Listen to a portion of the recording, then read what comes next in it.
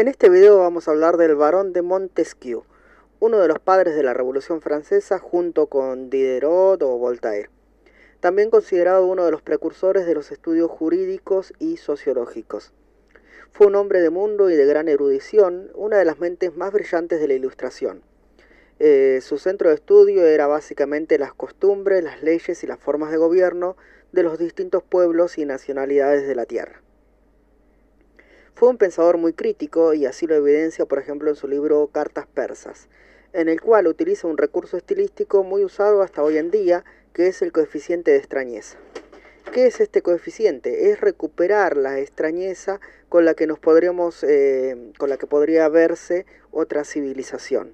Por ejemplo, en este caso es un joven persa que, llegado a Europa, se sorprende de los beneficios del clero, de los prelados, de la nobleza, la fastuosa riqueza que hay junto con la gran cantidad de desigualdad, pobreza, miseria, las supersticiones del cristianismo, etc.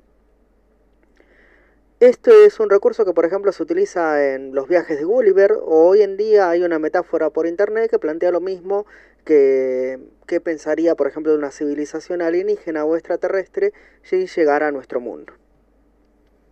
En el espíritu de las leyes plantea uno de los conceptos fundamentales, y es que la ley no es la emanación de un bien supremo o de algo natural, sino que está íntimamente relacionada con los hombres y sus costumbres, la tradición de una época, el contexto histórico, los gobernantes, etc.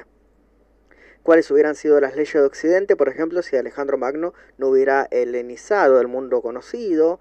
O las leyes de los mayas si no tuvieran que ciudades superpobladas con pocos recursos económicos, por ejemplo el trigo, cómo son los recursos y la producción de un país, si el clima es favorable o no, cuáles son las costumbres y las normas religiosas o las formas de gobierno que tiene un determinado pueblo. Todo este contexto hacen a las leyes de una determinada nacionalidad. Finalmente, cuando analiza las formas de gobierno, al igual que sus contemporáneos, las dividen en las más o las menos virtuosas. Las más virtuosas son las formas republicanas, entre ellas está la aristocracia cuando el gobierno lo ejercen unos pocos, o la democracia cuando el gobierno lo ejercen todos. Pero en todo caso, la república siempre está caracterizada por la igualdad y por el amor a la patria.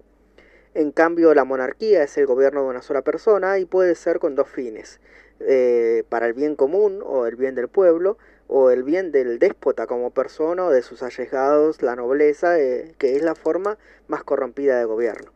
Desde luego él considera, inspirado en la monarquía parlamentaria británica, que la más eficaz de las formas es la república por la división de poderes, en la que unos legislan, otros son los que ejercen la representación del país en el extranjero, hacen la guerra y la paz, y hay aquellos que hacen cumplir la ley, es decir, los tres poderes: ejecutivo, legislativo y judicial. Dice que también estos poderes podrían ser ejercidos por castas diferentes, por ejemplo, el monarca, la aristocracia y el pueblo. Hasta aquí nuestro brevísimo repaso por la teoría del Barón de Montesquieu. Si te ha servido para repasar, puedes dejarme un like, puedes compartir el video, eso me ayuda muchísimo en la difusión del canal, y puedes suscribirte al mismo. Subo videos regularmente con una temática similar.